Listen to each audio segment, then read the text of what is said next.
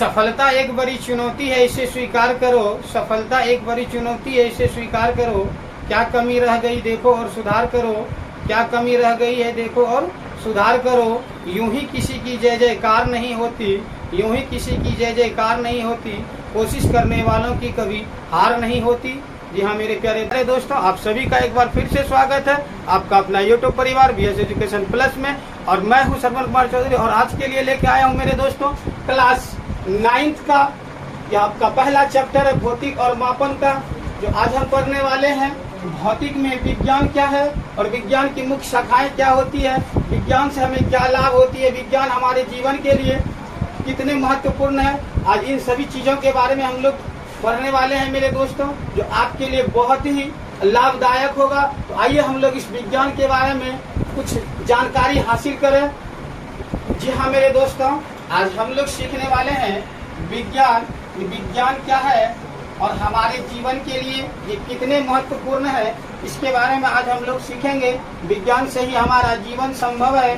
विज्ञान ना हो तो हम लोग कुछ भी करना हमारे बस की बात नहीं है। तो आइए हम लोग विज्ञान के बारे में कुछ सीखते हैं। ऐसे तो साधारणतः विज्ञान का हम लोग मतलब समझते हैं मेरे दोस्तों।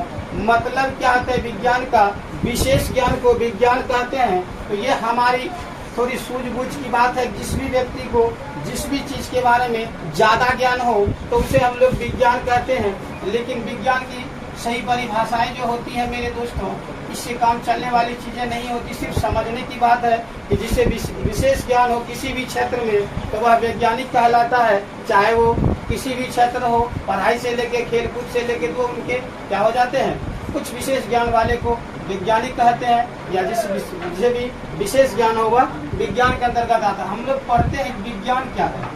विज्ञान क्या है मेरे दोस्तों, जरा देखिएगा इसकी परिभाषा क्या होती है। कि विज्ञान वह चीज है जिससे हमें किसी भी तरह का कोई भी काम को करना हो सरलता से और आसानी से और सावधानी पूर्वक, ताकि हमें उससे कोई नुकसान ना हो, और उसके करने के फलस्वरूप क्रमबद्ध तरीके से लगातार एक के बाद एक करते हैं। और उनसे जो भी हमें परीक्षण करते हैं, प्रयोग करते हैं, या जो भी उनसे हम लोग सीख पाते हैं, जो भी हमें ज्ञान प्राप्त होता है, वही आपका विज्ञान कहलाता है मेरे दोस्तों। तो विज्ञान से ही हमारे जीवन का हर एक पहलू सैटिस्फाई होता है। विज्ञान से ही हमारे जीवन की हर एक धाराएं परिपूर्ण होती है मेरे दोस्तों। तो विज्ञान को सीखना हमारे लिए बहुत ही लाभकारी होता है। तो ये है हमारा विज्ञान क्या, सावधानी पूर्वक से, जो हमने आपके बोर्ड पर भी लिखा है, सावधानी पूर्वक और क्रमबद्ध तरीके से, यानी किसी भी काम को करने के लिए हमें सावधान रहना होगा। सावधानी पूर्वक और क्रमबद्ध, यानी लगातार एक के बाद एक प्रक्रिया के बाद दूसरी प्रक्रिया, दूसरी के बाद तीसरी, क्रमबद्ध तरीके से किए गए प्रयोगों, हम लोग जो भी प्रयोग करते हैं और परीक्षण करते हैं, परीक्षणों के द्वारा जो भी चीजें हम लोग प्रयोग में लाते हैं उसको उपयोग लाते हैं, या परीक्षण करते हैं, किसी भी चीज का जांच करते हैं, परख करते हैं, उसके द्वारा जो हमें प्राप्त ज्ञान होता है वही आपका विज्ञान होता है मेरे दोस्तों। तो बहुत ही आसान है। जब थोड़ी सी आप ध्यान देकर हमारी बातों को सुनेंगे तो बहुत ही जल्द समझ जाएंगे जो हम आपको समझाने वाले हैं मेरे मित्रों। तो आइए, हमारे विज्ञान की जो परिभाषाएं हैं तो कंप्लीट हो चुकी है। अब हम लोग पढ़ते हैं विज्ञान की दो मुख्य शाखाएं होती है। ऐसे आप लोगों ने अक्सर देखा होगा, विज्ञान की पढ़ाई हम लोग भी पढ़े थे, तो हम लोग भी पढ़े थे विज्ञान की मुख्यतः 3 शाखाएं होती है। तो 3 शाखाएं होती है जरूर, लेकिन विज्ञान की जो होती मुख्य 2 शाखाएं ही होती है। 2 में से जब एक शाखा को तोड़ते हैं तो वह 2 भागों में टूटता है मेरे दोस्तों। तो जरा सुन लेते हैं कि 2 विज्ञान की शाखाएं क्या होती है और विज्ञान की 3 शाखाएं कैसी होती है। उस दोनों चीज के बारे में आज हम लोग वर्णन करने वाले हैं, आप लोगों को बताने वाले हैं। तो जरा देखते हैं पहले विज्ञान की 2 शाखाएं क्या होती है मेरे दोस्तों। विज्ञान की जब 2 शाखाएं होती है, जब उन्हें हम लोग पढ़ने के हिसाब से बंटवारा करते हैं, तोड़ते हैं, विभाग बनाते हैं, तो एक हमारा होता है भौतिक विज्ञान और दूसरा होता है मेरे दोस्तों जीव विज्ञान। भौतिक विज्ञान और जीव विज्ञान, ये दोनों हमारे विज्ञान की 2 मुख्य शाखाएं होते हैं मेरे दोस्तों। अब हम लोग पढ़ेंगे कि विज्ञान की 2 मुख्य शाखाएं जो होती है वह क्या क्या है, उसके अंतर्गत हम लोग क्या सीखते हैं, क्या पढ़ते हैं, क्या जानकारी प्राप्त करते हैं। तो आइए हम लोग सीखते हैं भौतिक विज्ञान के अंतर्गत हम लोग क्या क्या सीखते हैं, क्या क्या ज्ञान प्राप्त कर सकते हैं। तो हमारा भौतिक विज्ञान का संबंध मेरे दोस्तों हमारे जो भौतिक विज्ञान होते हैं उसका संबंध हमारे जीवन में जितने भी निर्जीव वस्तुओं का प्रयोग करते हैं, यानी निर्जीव पदार्थों का प्रयोग करते हैं, उनसे संबंध जितने भी घटनाएं हमारे जीवन में होती है, हम लोग करते हैं या प्राकृतिक घटनाएं होती हो, जो सारी घटनाएं होती है निर्जीव पदार्थों के लिए, वह सभी मेरे दोस्तों भौतिक विज्ञान के अंतर्गत आता है। इस विज्ञान के अंतर्गत, भौतिक विज्ञान के अंतर्गत यदि हमारे जीवन में भौतिक विज्ञान का संबंध है मेरे दोस्तों, हमने जो स्क्रीन पर लिखा है परिभाषा कि भौतिक विज्ञान का जो संबंध है वह निर्जीव पदार्थ और उनसे संबंध घटनाओं से होता है। तो हमारे कहने का मतलब हमारे जीवन में जितने भी निर्जीव पदार्थ हो उनका जब संबंध हमारे घटना से, हमारे साथ जो क्रियाकलाप से होती है, वह सब भौतिक विज्ञान के अंतर्गत आता है मेरे दोस्तों। जबकि अब हमारा दूसरा क्या है, जीव विज्ञान। यह जीव विज्ञान जो है मेरे दोस्तों, यह जो है आपका, इसका संबंध जो है जीव जंतु जिसमें प्राण हो, जीव विज्ञान कहलाता है।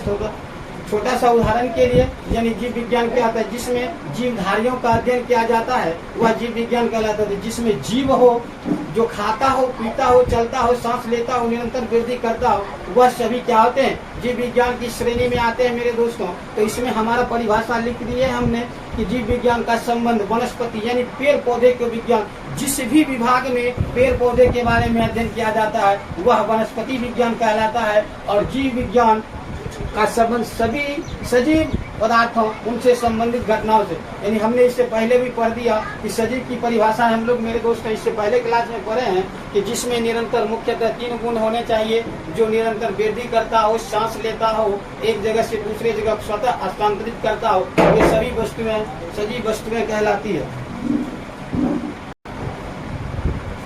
तो हम लोगों ने आज सीखा, ये आपकी क्लास के हिसाब से, बुक के हिसाब से परिभाषा हम लोगों ने सीखा मेरे दोस्तों। यह जो है आपका विज्ञान सावधानी पूर्वक और क्रमबद्ध तरीके से किए गए प्रयोग और परीक्षणों द्वारा जो हमें ज्ञान प्राप्त होता है वह हमारा विज्ञान कहलाता है। और विज्ञान की मुख्यतः 2 शाखाएं के बारे में हमने वर्णन किया है। इसके बाद हम लोग पढ़ेंगे, आप और हम जो पढ़ते आ रहे हैं बचपन से कि विज्ञान की शाखाएं 3 शाखाएं होती है, उस तीनों के बारे में भी चर्चा करेंगे मेरे दोस्तों। तो जरा देखिए, हम लोग भौतिक विज्ञान और जीव विज्ञान का संबंध घटनाओं के बारे में तो हम लोग पढ़ लेते हैं। अब क्या होता है उसी की चर्चा, क्योंकि हम अभी बोले थे विज्ञान की मुख्य 2 शाखाएं होती है, लेकिन हम लोग पढ़े हैं बचपन से कि विज्ञान की जो होती है 2-3 शाखाएं होती है, जो हमारा होता है भौतिक और रसायन, तीसरा जीव विज्ञान। तो हम लोगों ने क्या किया, इस क्रमबद्ध तरीके से, क्योंकि विज्ञान का मतलब ही होता है सावधानी पूर्वक और क्रमबद्ध तरीके से प्रयोग और परीक्षणों के द्वारा जो ज्ञान कर, तो ये हम लोग जो पढ़ रहे हैं सावधानी और क्रमबद्ध तरीके से ज्ञान को अर्जित कर रहे हैं। इसीलिए हम लोग विज्ञान की जो होती है 2 मुख्य शाखाएं बनाए थे, जिसमें भौतिक विज्ञान और जीव विज्ञान का संबंध था मेरे दोस्तों। तो भौतिक विज्ञान तो हम लोग पढ़ लिए कि जब भी हमारा संबंध निर्जीव पदार्थों से, निर्जीव वस्तुओं से प्रयोग करना हो, उससे कुछ ज्ञान प्राप्त करना हो, तो वो हमारा भौतिक विज्ञान के अंतर्गत आता है। और जिस विज्ञान के अंतर्गत जो शाखाएं में हम लोग, जिस प्रक्रिया में हम लोग जीव जंतु, पेड़ पौधे, सजीव वस्तुओं के बारे में अध्ययन करते हैं, उनसे संबंधित पदार्थ के जितने भी हम लोग पहलू को प्रयोग में लाते हैं, वह सभी आपका जीव विज्ञान का भाग कहलाता है मेरे दोस्तों। तो आइए अब हम लोग भौतिक विज्ञान पढ़े। तो भौतिक विज्ञान के भी 2 शाखाएं होते हैं मेरे दोस्तों।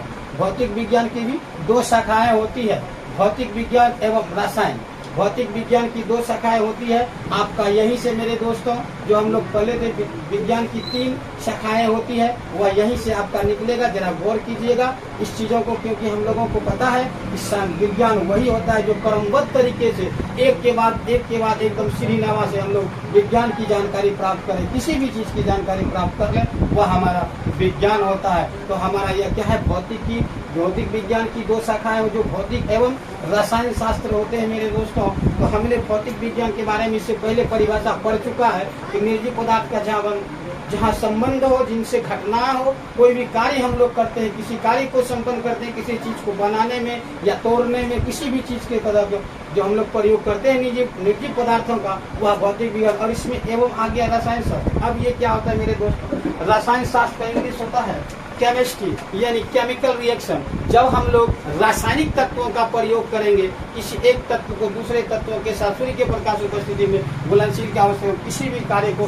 संपन्न करेंगे, जिसमें केमिकल का वर्णन हो, वह आपका रसायन शास्त्र कहलाता है। यह आपका भौतिक विज्ञान के ही दो अंग होते हैं मेरे दोस्तों, भौतिक एवं रसायन। भौतिक में तो हम लोग पढ़ लिए, जो गॉड गिफ्टेड चीज भी कह सकते हैं, जो प्राकृतिक हमें देता है उनका प्रयोग करते हैं हम लोग किसमें, भौतिक विज्ञान में। लेकिन रसायन में क्या होता है, भौतिकों के द्वारा प्रयोग, भौतिक के जरिए बनाने जाने वाले केमिकल एक दूसरे के साथ मिलाते कुछ नए पदार्थ का निर्माण कहलाता है। यानी केमिकल का होता है किसी भी गैस का, किसी द्रव्य के साथ, किसी ठोस के साथ, ये सारी घटनाएं जो हम लोग पढ़ते हैं वह हमारा रसायन शास्त्र के अंतर्गत आता है। ठीक उसी तरह जिस तरह भौतिक विज्ञान की दो शाखाएं होती है, जीव विज्ञान की भी दो शाखाएं होती है मेरे दोस्तों।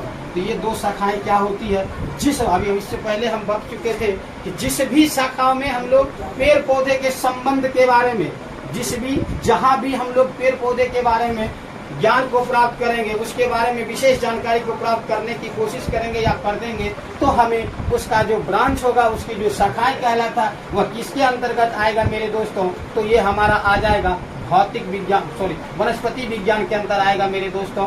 जब हम पेड़ पौधे के बारे में वर्णन करेंगे, उसके बारे में कुछ अध्ययन करेंगे, सीखेंगे, सिखाएंगे, तो ये सारी क्रियाएं हमारे वनस्पति विज्ञान के अंतर्गत आता है मेरे दोस्तों। और जब हम लोग जीव जंतु, पशु पक्षी, मनुष्य, इस सब के बारे में जो भी हम लोग सीखेंगे, संबंध के बारे में अध्ययन करेंगे, ज्ञान को प्राप्त करेंगे, वह सब हमारा प्राणी विज्ञान कहलाता है। क्या कहलाता है, प्राणी विज्ञान कहलाता है मेरे दोस्तों।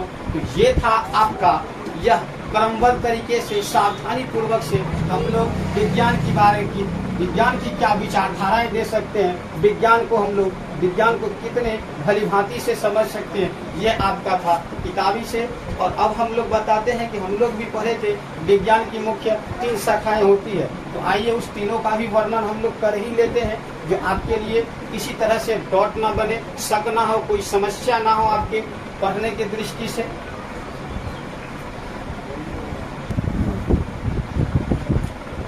जी हाँ मेरे दोस्तों, अब आगे बढ़ने से पहले आपसे कुछ गुजारिश है कि यदि आपको इस टॉपिक के बारे में, विज्ञान के बारे में भली भांति समझना हो तो हमारे वीडियो को देखें, और यदि अच्छे लगे तो मेरे वीडियो को लाइक और शेयर करें। साथ में यदि आप हमारे चैनल यूट्यूब पर नए हैं तो हमारे चैनल को भी सब्सक्राइब कर लें मेरे दोस्तों, और बेल आइकन को भी प्रेस करें ताकि जो भी वीडियो अपलोड करें सबसे पहले आप तक नोटिफिकेशन पहुंच जाए। तो चलिए अब आगे हम लोग बढ़ते हैं।